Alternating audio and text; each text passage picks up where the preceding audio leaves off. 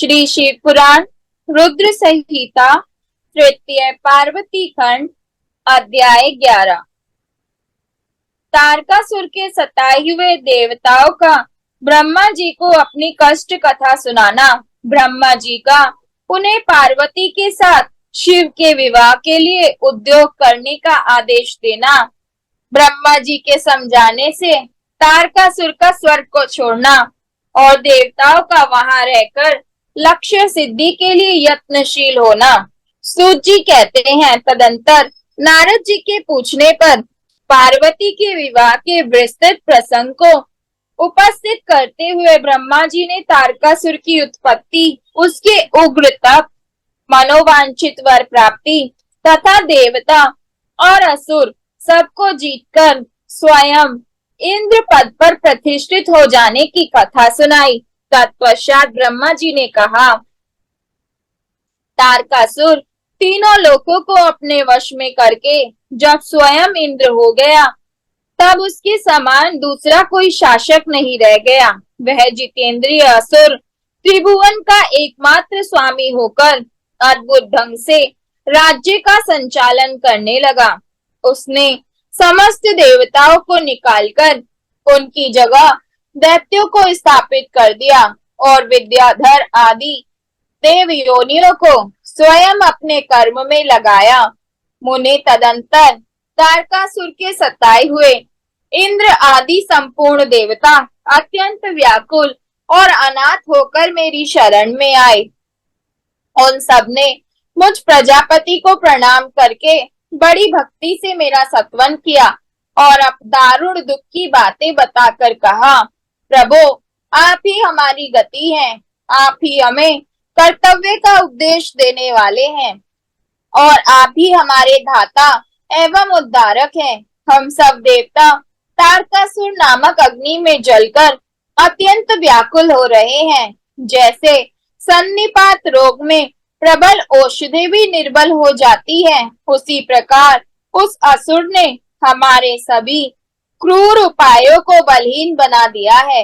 भगवान विष्णु के सुदर्शन चक्र पर ही हमारी विजय की आशा अवलंबित रहती है, परंतु वह भी उसके कंठ पर कुंठित हो गया। उसके गले में पड़कर वह ऐसा प्रतीत होने लगा था मानो उस असुर को फूल की माला पहनाई गई हो। मुने देवताओं का यह कथन सुनकर मैंने उन सब से समयोचित बात कही। देवताओं, मेरे ही वरदान से दैत्य तारकासुर इतना बढ़ गया है, अतः मेरे हाथों उसका वध होना उचित नहीं। जो जिससे पलकर बड़ा हो उसका उसी के द्वारा वध होना योग्य कार्य नहीं है। विष के वृक्ष को भी यदि स्वयं सींचकर बड़ा किया गया हो तो उसे स्वयं काटना अनुचित माना गया है। तुम लोगों का सारा कार्य करने के योग्य भगवान शंकर हैं, किंतु वे तुम्हारे कहने पर भी स्वयं उस असुर का सामना नहीं कर सकते। तारक दैत्य स्वयं अपने पाप से नष्ट होगा। मैं जैसा उपदेश करता हूँ तुम वैसा कार्य करो। मेरे वर के प्रभाव से ना मैं तारकासुर का वध कर सकता हूँ, ना भगवान विष्णु कर सकते हैं और ना भगवान शंकर ही उसका वध कर सकते हैं। दूसरा कोई वीर पुरुष अथवा सारे देवता मिलकर भी उसे नहीं मार सकते। यह मैं सत्य कहता हूँ। देवताओं, यदि शिव जी के वीर्य से कोई पुत्र उत्पन्न हो तो वही तारक दैत्य का वध कर सकता है, दूसरा नहीं। सुरश्रेष्ठ गण, इसके लिए जो उपाय बताता हूँ उसे करो। महादेव जी की कृपा से वह उपाय अवश्य सिद्ध होगा। पूर्व काल में जिस दक्ष कन्या सती ने दक्ष के यज्ञ में अपने शरीर को त्याग दिया था, वही इस समय हिमालय पत्नी मेनका के गर्भ से उत्पन्न हुई है। यह बात तुम्हें भी विदित ही है। महादेव जी उस कन्या का पाणी ग्रहण अवश्य करेंगे। तथापि देवताओं, तुम स्वयं भी इसके लिए प्रयत्न करो। तुम अपने यत्न से ऐसा उद्योग करो जिससे मेनका कुमारी पार्वती में भगवान शंकर अपने प्रिय का आधान कर सके। भगवान शंकर उधर बढ़ता है, उनके वीर्य को प्रस्खलित करने में केवल पार्वती ही समर्थ है। दूसरी कोई अबला अपनी शक्ति से ऐसा नहीं कर सकती। गिरिराज की पुत्री वे पार्वती इस समय युवावस्था में प्रवेश कर चुकी हैं और हिमालय पर तपस्या में लगे हुए महादेव जी की प्रतिदिन सेवा करती हैं। अपने पिता हिमवान के कहने से काली शिवा अपनी दो सखियों के साथ ध्यान परायण परमेश्वर शिव की साग्रह सेवा करती हैं। तीनों लोकों में सबसे अधिक सुंदरी पार्वती शिव के सामने रहकर प्रतिदिन उनकी पूजा करती हैं। तथापि वे ध्यान मग्न महेश्वर मन से भी ध्यानहीन स्थिति में नहीं आते, अर्थात ध्यान भंग करके पार्वती की ओर देखने का विचार भी मन में नहीं लाते।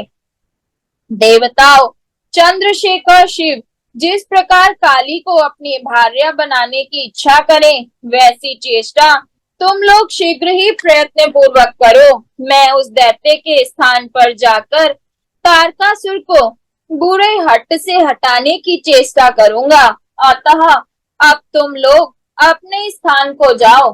नारद देवताओं से ऐसा कहकर मैं शीघ्र ही तारकासुर से मिला और बड़े प्रेम से बुलाकर मैंने उससे इस प्रकार कहा, तारक, यह स्वर्ग हमारे तेज का सातत्व है, परंतु तुम यहाँ के राज्य का पालन कर रहे हो, जिसके लिए तुमने उत्तम तपस्या की थी, उससे अधिक चाहने लगे हो।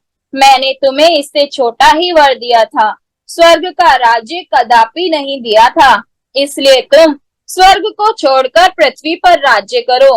असुर श्रेष्ठ देवताओं के योग्य जितने भी कार्य हैं, वे सब तुम्हें वही सुलभ होंगे, इसमें अन्यथा विचार करने की आवश्यकता नहीं है। ऐसा कहकर उस असुर को समझाने के बाद मैं शिवा और शिव का स्मरण करके वहां से अदृश्य हो गया। तारकासुर भी स्वर्ग को छोड़कर पृथ्वी पर आ गया और शोणितपुर में रहकर वहां राज्य करने लगा। फिर सब देवता भी मेरी बात सुनकर मुझे प्रणाम करके इंद्र के साथ प्रसन्नता पूर्वक बड़ी सावधानी के साथ इंद्रलोक में गए। वहां जाकर परस्पर मिलकर आपस में सलाह करके वे सब देवता इंद्र से प्रेम पूर्वक बोले, भगवान शिव की शिवा में जैसे भी काम मूलक रुचि हो, वैसा ब्रह्मा जी का बताया हुआ सारा प्रयत्न आपको करना चाहिए। इस प्रकार देवराज इंद्र से संपूर्ण वृतांत निवेदन करके वे देवता प्रसन्नता पूर्वक सब और अपने अपने स्थान पर चले गए।